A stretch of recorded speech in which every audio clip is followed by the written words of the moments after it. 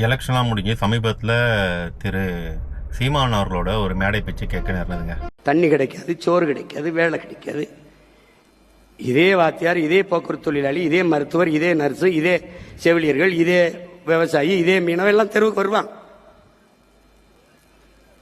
வரும்போது என்னை தேடுவான். நான் அந்த கடை சீட்டு கொடுத்துருக்கான் ஒரு ஆண்டுக்கு. ஏதாவது வேற நாட்டில் போய் படுத்துக்கிடுவேன். ஆமா, பேட்டி போப்பாங்க போப்பா தூரத்து.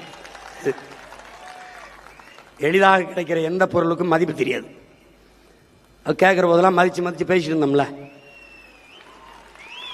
ஒண்ணுமே பேசாதவரை கொண்டாடுறது, பேசுறவனை துண்டாடுறது.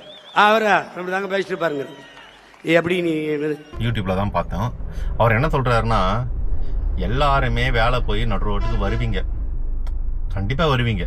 அதாவது சாபம் விட்டுறாரா இல்லைன்னா அவரோட ஆசையை வெளிப்படுத்துறாரான்னு தெரியல. அப்படி வரும்போது நீங்க என்ன தேடுவீங்க. சரி, ஓகே, அந்த மாதிரி ஒரு சூழ்நிலை வந்தா யாரெல்லாம் மக்களுக்காக போறாங்களோ கண்டிப்பா அவங்கள தேட தான் செய்வாங்க. ஓகேவா? அது உங்களுக்கு ப்ளஸ் பாயிண்ட் தான், இல்லைன்னு நம்ம மறுக்கல. ஆனா அதுக்கப்புறம் நீங்க ஒன்று சொன்னீங்க பார்த்தீங்களா, அங்கதான் நீங்க யாருன்றத நீங்க அம்பலப்படுத்திக்கிறீங்க. என்ன சொல்றாரு அப்படின்னு பார்த்தீங்கன்னா, அவரிடம் தரவு சீட்டு இருக்கான், அதாவது வீசா இருக்கான். எங்கன்னா வெளிநாட்டுக்கு போய் ஒரு வருஷம் படுத்து பாறான். நான் ஒரு வருஷம் நீ எதனா கத்திங்கட, நான் வரவே மாட்டேன் அப்படின்னு வரான்.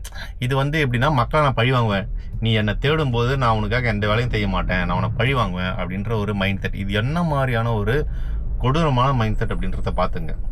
ஸோ அவர் போய் படுத்து பாறான். பத்திரிகார் இப்படே போடா, வேலையை பார்த்து போடா அப்படின்னு தட்டி விட்டுரு வரான். புரியுதுங்களா? அதாவது ஒரு தலைவன் எப்படி இருக்கக்கூடாதற்கு இது ஒரு மிக சிறந்த உதாரணம். ஓகேவா? அதாவது வன்மத்தை கொட்டியிருக்காரு. இந்த வீடியோவை நீங்கள் பார்த்தீங்க அப்படின்னா உங்களுடைய கருத்து என்னன்னு கீழே